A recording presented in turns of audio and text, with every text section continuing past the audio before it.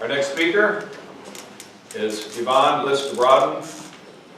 Don't think too hard, you might hurt yourself. Don't think too hard, you might hurt yourself. Dobradin.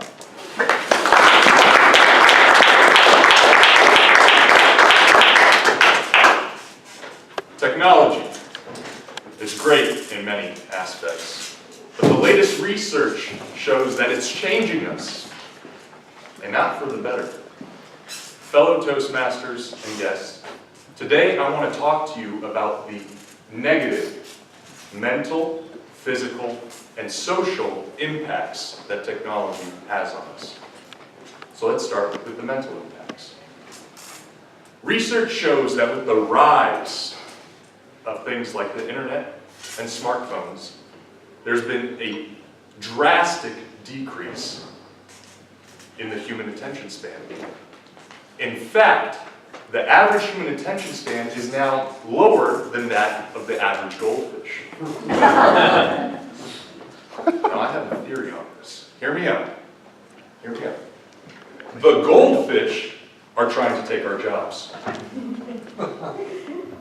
But I've gone ahead and taken the liberty of drafting an executive order and sending it to the president to protect us from this future threat. We are going to get the goldfish out of the bowls, and we're going to put the people in the bowls. We're going to get the people working again. It's going to be great. It's going to be huge.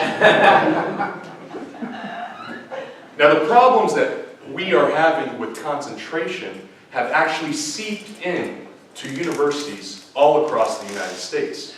Literature majors are no longer required to finish entire books.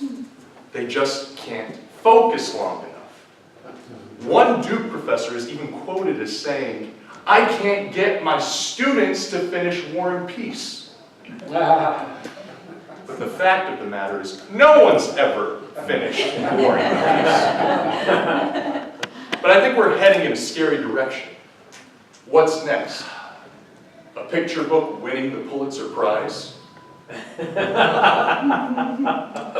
now let's talk about some of the physical impacts that technology has on us. Have you heard of the disorders, the phobias, the diseases that come about because of technology? One that I know everyone here has experienced is the phantom vibration syndrome. You know the feeling. You feel your phone vibrating in your pocket. You think you hear it ringing across the room, so you walk over, you pick it up, you look, only to find that no one actually loves you. This one you haven't heard of. De Quervain syndrome. It's an inflammation of the thumbs that comes about from excessive scrolling on iPhones and tablets. It can lead to paralyzed thumbs. So I guess the next step in evolution is only those with the biggest and strongest thumbs will survive. Who's with me? Thumbs up if you're with me. Thumbs up. And internet addiction. In China in 2008, the Chinese government declared internet addiction a disease. In fact, there are rehab clinics all across China for kids suffering from internet addiction.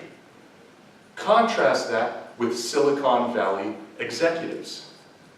They don't even let their kids near a computer or a smartphone until they're in college.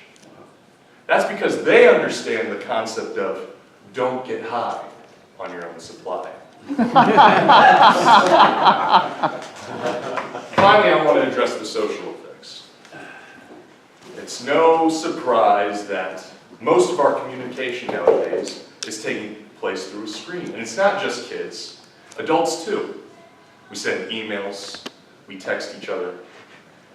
A recent study shows that in the United Kingdom, an average teenager spends less time outside than the average prisoner in the United Kingdom.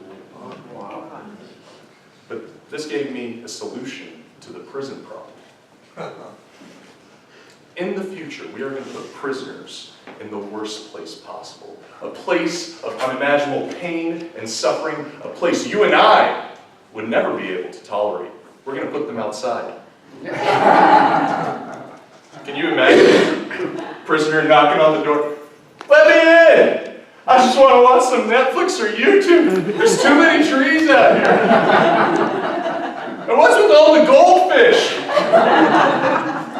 My response, no! You sit out there and you suffer. Anyways, I don't know what the future holds. I've just done my research and came to my own opinions. And I would urge you all to do the same. But remember, don't think too hard. You just might hurt yourself. Thank you.